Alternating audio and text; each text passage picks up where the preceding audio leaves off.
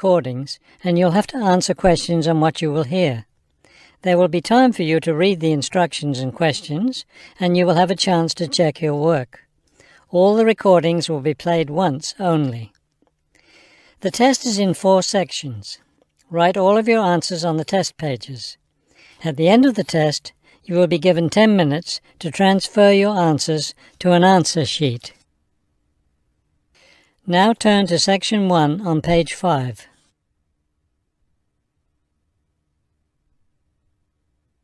Section 1. You will hear a man asking for information about language classes over the phone. First, you have some time to look at questions 1 to 4 on page 5.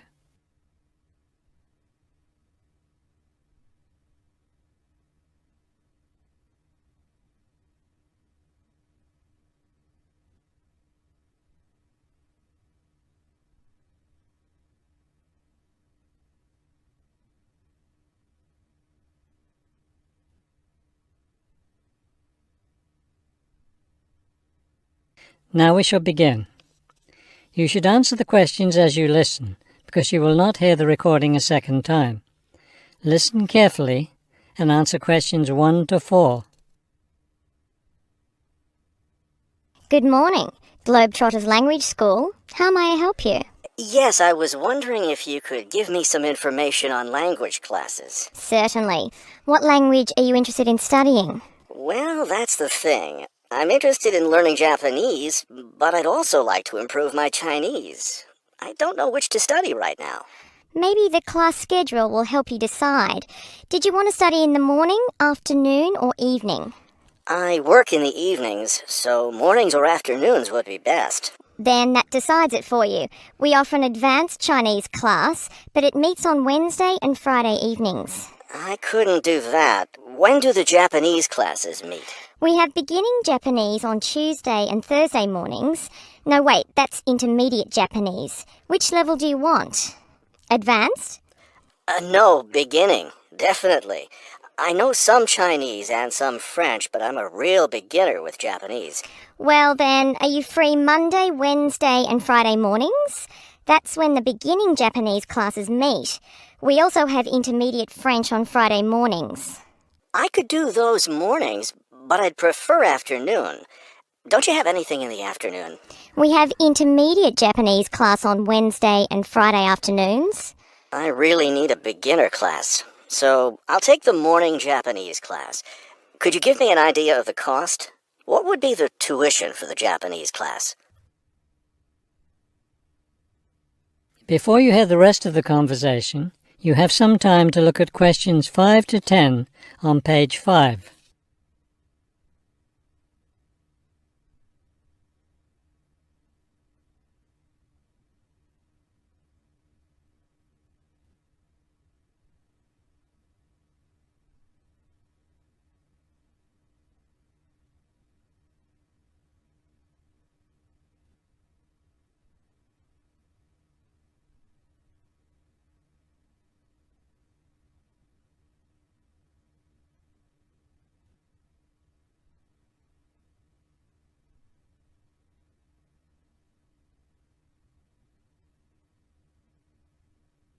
Now listen and answer questions 5 to 10. The beginning level classes meet 3 times a week, so they cost a bit more than the other levels. For a 6-week course, the cost would be $575. That's a bit steep. If it's hard for you to pay that much, you could sign up for just 4 weeks of class and pay $410, or you could pay for 1 week at a time at $125 a week. That comes out to be much more expensive once you add up all the weeks. That's true. You can save money by registering for 2 levels together. For example, pay for your beginning and intermediate classes now, and you'll get 12 weeks of class for just $1,050. That's not a bad deal, but I can't come up with that much money at once. I'll just pay for the 6-week course. Fine. That class begins next week, so you need to register right away. Can't I register over the phone? No, I'm sorry. We don't take phone registrations. What you'll need to do is visit the school office today or tomorrow. Bring a cheque for the tuition and a photo ID. Is that all? Yes, we'll give you a registration form to complete, or you can save time by visiting our website and downloading the form there. Complete it and bring it into the office with your check. Great. I'll stop by this afternoon. Fine. When you arrive, ask for Mr. Lindsay. He's in charge of student registration. I'm sorry, Mr. Who? Mr. Lindsay, spelled Lindsay. Thank you for your help. Thank you. We'll look forward to seeing you in class. That is the end of section 1. You now have half a minute to check your answers.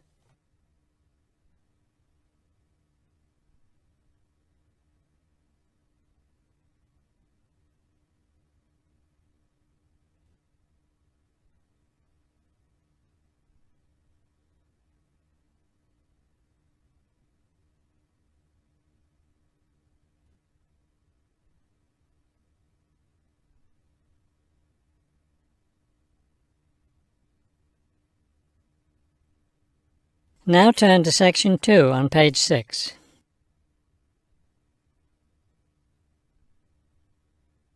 Section 2. You will hear tour guide giving information about a shopping district. First, you have some time to look at questions 11 to 15 on page 6.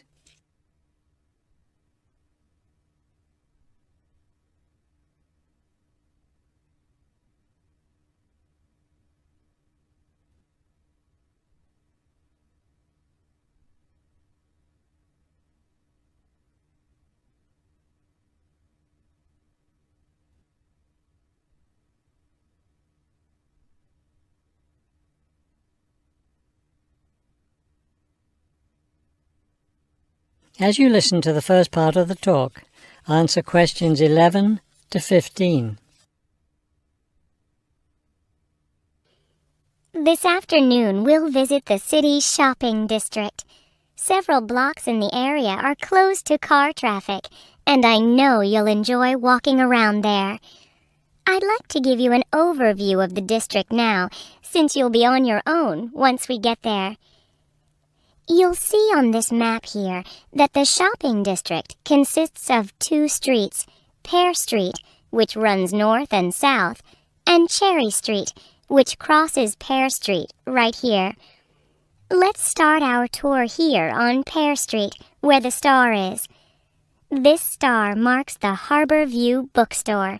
It's very popular among locals as well as tourists. You can buy a range of books of local interest, as well as a variety of magazines and newspapers. It's directly across the street from the city library, which is also worth a visit. It's in one of the oldest buildings in the city and contains, among other things, an interesting collection of rare books. Now, moving up Pear from the bookstore toward Cherry, the next building on the left is the Pear Cafe. You'll notice it's right on the corner of Pear and Cherry Streets. It's a great place to relax while enjoying a delicious cup of coffee or tea. You can talk with friends or read quietly. They have a variety of books and magazines available. From the windows of the cafe, you can look right across Cherry Street for a lovely view of city gardens. It's a rather small garden, but it contains a variety of exotic plants and flowers. Let's leave the cafe and cross Pear Street. On the opposite corner, we're at Caldwell's clothing store, which you might also want to visit. They sell both men's and women's fashions from countries around the world. Continuing down Cherry Street, the next building on the right after Caldwell's is the souvenir shop. Stop in here to get maps and books about the local area, as well as t-shirts and postcards with pictures of the city. Now, we cross Cherry Street and we're at the Art Gallery, one building down from the corner. Here you can see, and of course purchase, many fine paintings and sculptures by local artists. Let's keep going down Cherry Street toward the harbor. On the left, right after the gallery, is Harbor Park. It's a lovely place, and it's certainly worth spending some time there. Before you hear the rest of the talk, you have some time to look at questions 16 to 20 on page 7.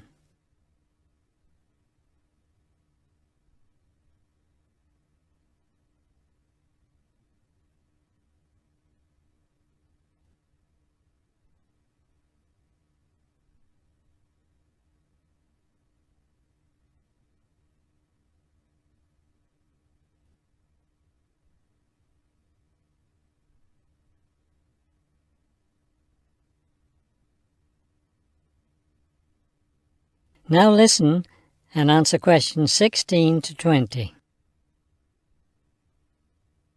Harbor Park was built on land donated to the city by Captain Jones, a lifelong resident of this city. Captain Jones designed the park himself, and it was built in 1876. Exactly in the center of the park, a statue of Captain Jones was erected, and it's still standing there today. It shows Captain Jones on the bow of his ship. After viewing the statue, you can follow the path that goes through the woods just behind. It will lead you to a lovely garden, in the middle of which is a fountain.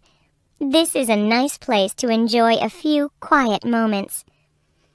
If you still feel like walking, continue on to the far end of the garden. There, you'll find a wooden staircase, which will take you down to the harbor. You might enjoy the view of the boats from there. There's also a walking path along the water, which will eventually bring you back up to Cherry Street. You can see that there's plenty to do in this part of the city. The bus leaves at 1:30. That is the end of section 2. You now have half a minute to check your answers.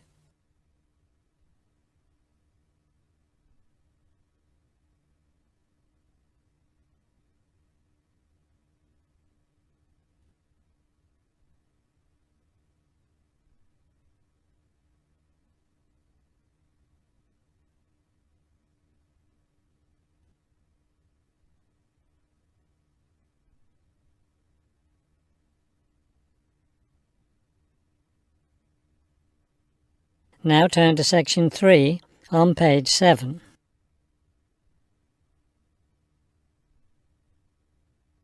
Section 3. You will hear a conversation between a university student and a librarian about using the city archives. First, you have some time to look at questions 21 to 24 on page 7.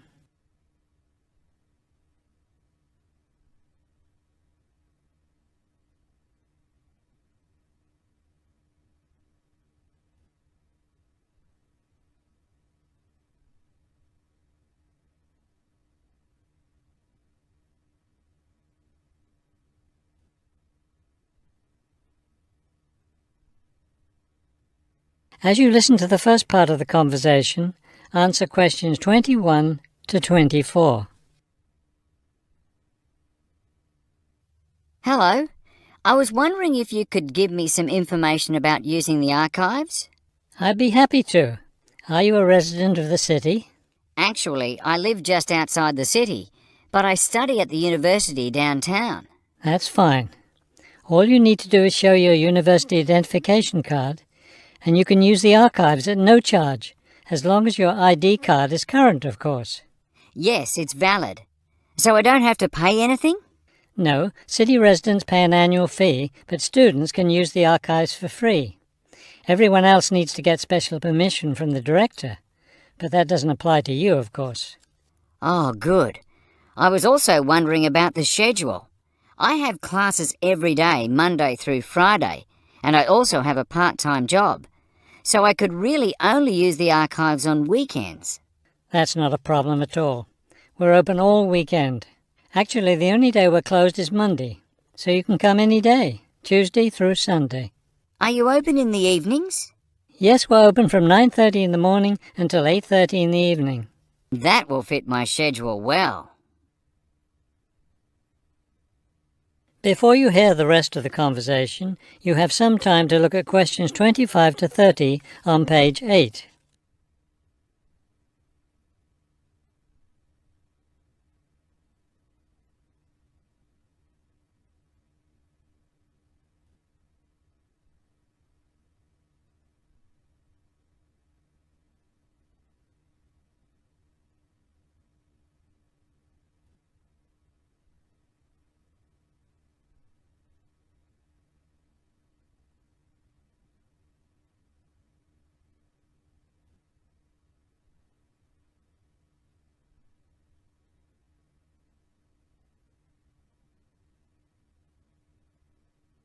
Now listen and answer questions 25 to 30.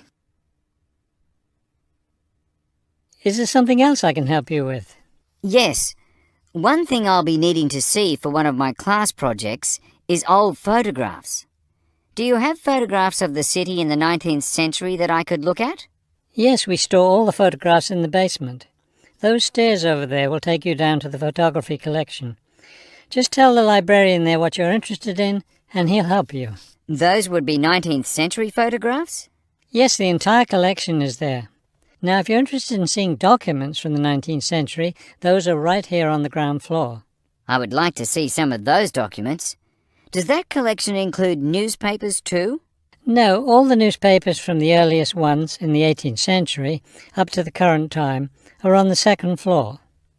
Here, let me just give you this map of the archives and you'll be able to find whatever it is you need. Thank you.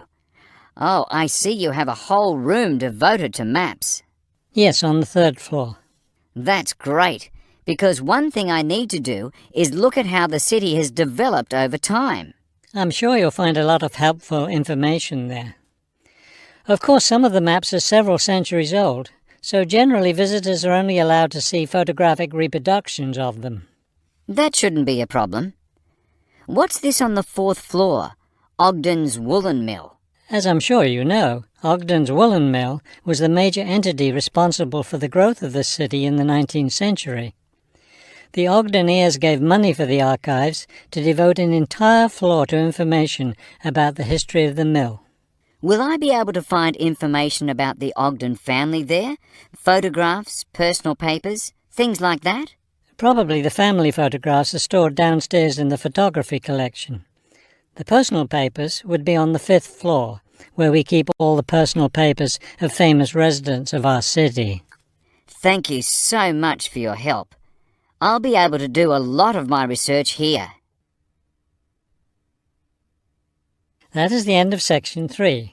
You now have half a minute to check your answers.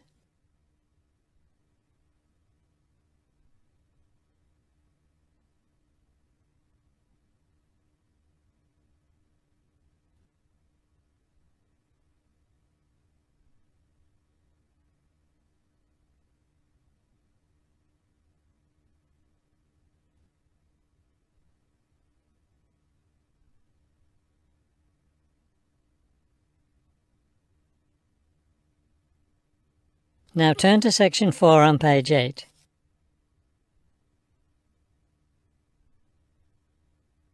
Section 4. You will hear a lecture about wind energy. First, you have some time to look at questions 31 to 33 on page 8.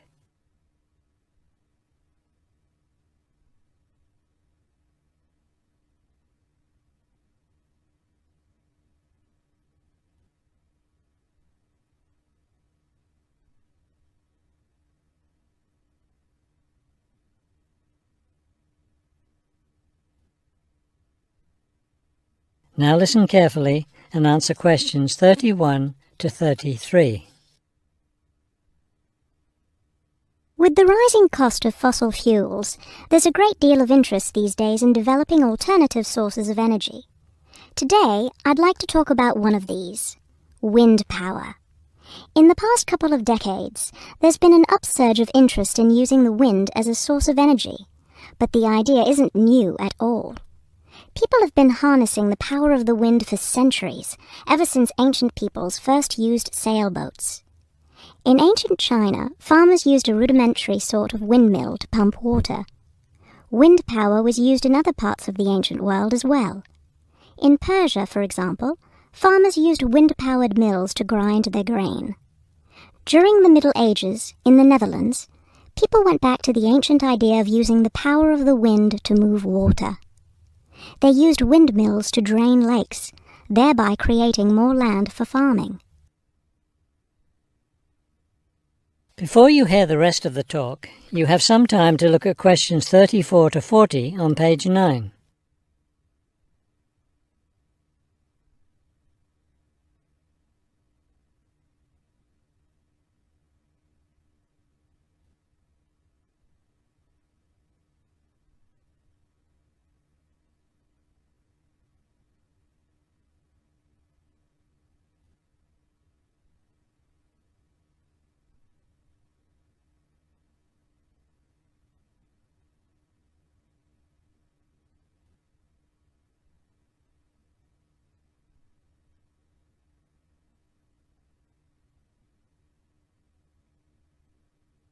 Now listen carefully and answer questions 34 to 40. At present, people around the world are using the wind to generate electricity. Some old methods, some new. Is this the solution to our modern energy problems?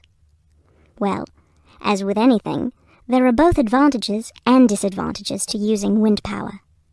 Let's take a look at some of the reasons to use wind power. One of the biggest problems with using fuels, such as oil and coal, is pollution. Wind power, on the other hand, is clean. It causes no pollution and therefore doesn't contribute to global warming. Another great advantage of wind power is that it's a renewable resource. Oil and coal reserves are limited, but will never run out of wind. Economics is another reason to use wind power. Using the wind to generate electricity costs less, much less, than running other types of generators. In addition, since wind turbines don't take up much land, the land around them can be used for other purposes, such as farming. There are disadvantages, however. Even though generating electricity with wind is relatively inexpensive, the technology isn't cheap. The initial costs of setting up wind turbines can be quite high. Another issue is reliability. Wind doesn't blow at a constant strength. Therefore, at times, a lot of electricity can be produced, while at others there may be little or none. Wind turbines usually have to be located in rural areas where the land is open. Their distance from cities, where the most electricity is needed, is another issue. Although wind is considered to be a clean source of energy, wind turbines cause their own sort of pollution. Wind turbines are usually placed in high, open areas where they're easy to be seen. Rural residents often feel that the beautiful local scenery is spoiled by the sight of the wind turbines. In addition, wind turbines aren't quiet.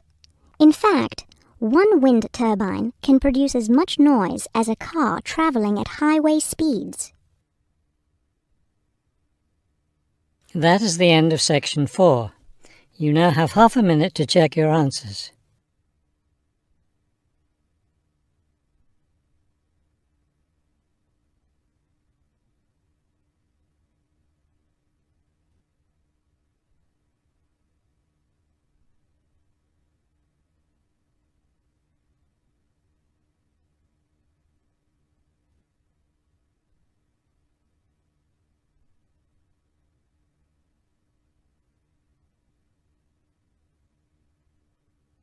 You will now have 10 minutes to transfer your answers to the listening answer sheet.